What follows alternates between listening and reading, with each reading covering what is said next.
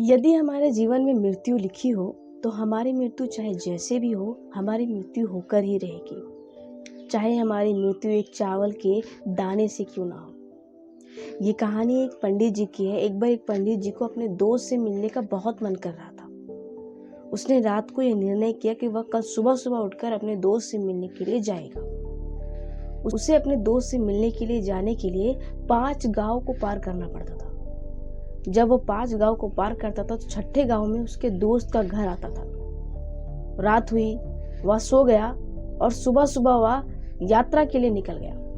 वह जैसे ही पहले गांव में पहुंचा, वहां पर एक व्यक्ति मिले जो कि यमराज थे, जो इंसानों के रूप में उस पंडित जी के सामने आए थे। उस यमराज ने कहा कि आप कहाँ जा रहे हो? तब पंडित जी ने कहा कि मैं आगे कहीं जा रहा हूँ अपने दोस्त से मिलने के लिए। तब उस व्यक्ति ने यानी कि यमराज ने कहा कि मुझे भी आगे जाना है, कृपया करके क्या मैं आपके साथ चल सकता हूँ? पंडित जी ने कहा आप चल सकते हो, अच्छा है, मेरी भी यात्रा अच्छे से कटेगी, हंसते बोलते बात करते करते कटेगी। पंडित जी और यमराज निकल पड़े। जब वह दूसरे गांव में पहुंचे तब उस यमराज ने कहा कि मुझे कुछ काम है, आप थोड़ी देर यहाँ बैठ जाए या फिर आप आगे चले जाए, मैं पीछे से आ जाऊंगा।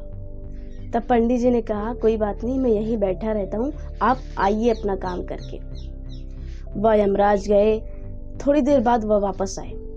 वैसे ही पता चला कि उस गांव में किसी की मृत्यु हो गई। पंडित जी और यमराज आगे निकल पड़े। वह दूसरे गांव में पहुंचे। तब यमराज ने कहा कि यहीं रुकिए, मुझे यहाँ भी कुछ काम है। यमराज गए, थोड़ी देर में वापस आए तो पता चला या फिर किसी की मृत्यु हो गई जिसे सांप काट दिया। पंडित जी को धीरे धीरे शक होने लगा कि ये है कौन, जहाँ जाता है वहाँ मृत्यु हो जा रही है। फिर वो आगे गए, तीसरे गांव में गए। फिर यमराज ने कहा कि आप यहीं बैठे, मैं पानी पी कर आता हूँ। पंडित जी ने कहा ठीक है। वह गए, फिर वापस आए तो पता चला इस गांव में भी एक आदमी की मृत्यु हो गई। फिर वो आगे के लिए निकल पड़े। जब वह चौथे गांव में पहुंचे तभी पंडित जी को मंदिर दिखाई दिया। तो पंडित जी ने कहा एक काम करते हैं, मैं बहुत थका हुआ हूँ, क्यों ना हम यहाँ पे रुक जाते हैं इस मंदिर में, और मुझे बहुत तेज की भूख भी लग गई है, क्यों ना हम यहीं रुक जाते हैं। तब यमराज ने कहा आप सही कह रहे हैं, आप मंदिर में बैठे, मैं थोड़ा कुछ काम करके अपना आता हूँ। वह गए, वापस आए तो पता चला फिर उस गांव में कोई मर गया। पंडित जी को रहा नहीं गया। उन्होंने उनसे कहा मैं आपसे क्षमा मांगता हूँ, मैं आपसे कुछ आपका पर्सनल चीज पूछना चाहता हूँ, क्या आप मुझे बताएंगे? तब यमराज ने कहा हाँ पूछो, बेझिझक पूछो। तब पंडित जी ने कहा कि आप कौन हैं? आप जहाँ जा रहे हैं वहाँ एक आदमी मर जा रहे हैं, आप है कौन? तब यमराज ने कहा कि आप इतने बड़े विद्वान हो कि भी मुझे नहीं समझ पाए कि मैं कौन हूँ। वैसे तो मैं किसी को बताता नहीं, लेकिन आपको मैं बताता हूँ, मैं यमराज हूँ, मैं लोगों को लेने के लिए आया हूँ। तब पंडित जी ने कहा मुझे यकीन नहीं होता आप यमराज हो। कहा कि अगली मृत्यु तुम्हारे दोस्त की है और तुम्हारा दोस्त तुम्हारे ही कारण मरेगा और वो तुम्हारे ही बाहों में मरेगा। तब पंडित जी ने कहा अच्छा ऐसी बात है तो मैं उसके गांव जाऊंगा ही नहीं, मैं उससे मिलूंगा ही नहीं, तो वो मेरी घुटने में मरेगा कैसे? पंडित जी उसी गांव से वापस जाने लगे। तभी उसका दोस्त पीछे से दौड़ा दौड़ा आया और बहुत दौड़ने के कारण, हांफने के कारण उसकी सांसें रुकने लगी और वह अपने दोस्त यानी कि पंडित के गोद में ही मर गया। और पंडित जी को हो गया यकीन कि ये सही कह रहे, ये यमराज है। तब पंडित जी ने कहा अच्छा ऐसी बात है तो आप मुझे बता दीजिए कि मेरी मृत्यु कब है?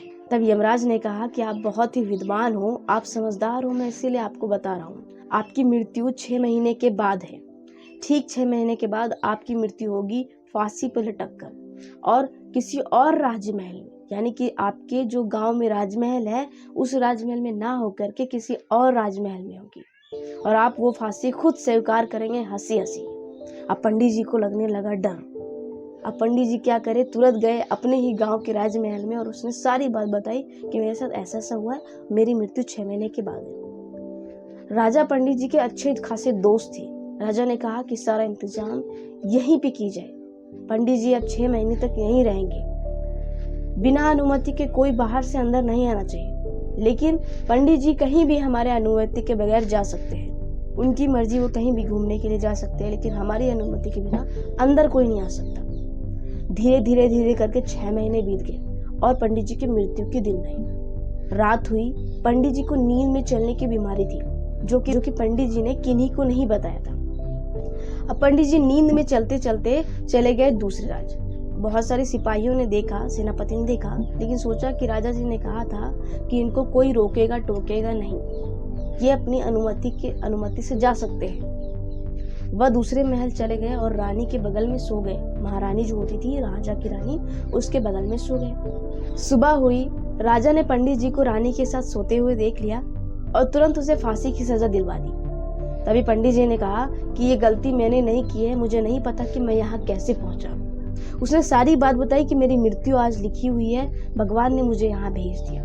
पंडित जी ने कहा, आपको यकीन नहीं तो आप बगल वाले राजा से पूछ सकते हैं, मेरे ही गांव में जो राजा रहा करते हैं उनसे पूछ लीजिए। मैं 6 महीने से उनके ही यहाँ रह रहा था, क्योंकि आज मेरी मृत्यु लिखी थी। जब राजा ने पता करवाया तो पता चला हाँ, ये सही में वहाँ 6 महीनों से रह रहे थे। तब राजा ने कहा कि अच्छा ठीक है, मैं आपको माफ कर देता हूँ, आप निर्दोष हो, मैं आपको नहीं मार सकता, लेकिन मैं एक राजा हूँ, मेरा कर्तव्य है गलत का साथ नहीं देना। आप मेरी बीवी के साथ सोए हो, इसीलिए मुझे आपको सजा देनी ही पड़ेगी। हम एक काम करते हैं कि हम एक पतली रस्सी से, एकदम पतली, जो आपके गर्दन में टूट जाए, कुछ ना हो आपको, वैसी रस्सी से आपको फांसी देते हैं। जब वह रस्सी आप लटकेगी तो वो रस्सी टूट जाएगी और आप बच जाओगे। फांसी का फांसी भी और आपका सजा का सजा भी हो जाएगा। राजा ने फांसी का इंतजाम किया, पतली सी रस्सी लाए और उन्होंने पंडित जी को लटका दिया। रस्सी टूटने के बजाय पंडित जी के गले में फंस गया और रस्सी गले के अंदर चला गया और वो वहीं के वहीं मर गए। इस कहानी से हमें ये पता चलता है कि अगर हमारी मृत्यु लिखी है तो हमारी मृत्यु होकर रहेगी। हम सभी जानते हैं कि हमारी मृत्यु लिखी हुई है। हम आज ना कल मरने वाले हैं, फिर भी लोग घमंड में जीते, फिर भी लोग पैसा पैसा करते। क्यों करते हैं आप पैसा पैसा? पैसा कुछ नहीं है दुनिया में, पैसा कुछ नहीं है। आज आए हैं कल चले जाएंगे। यहाँ के हर लोग जानते हैं कि हम मुट्ठी बांध कर आए थे और मुट्ठी खोल के चले जाएंगे। लेके बहुत कुछ आए थे, लेकिन लेकर के कुछ भी नहीं जाएंगे। अगर इस कहानी से आपको सीख मिलती है, अगर मेरी कहानी को आपको देखने में अच्छी लगती है, तो प्लीज़ इसको सब्सक्राइब करें और जल्दी से सब्सक्राइबर बढ़ाएं।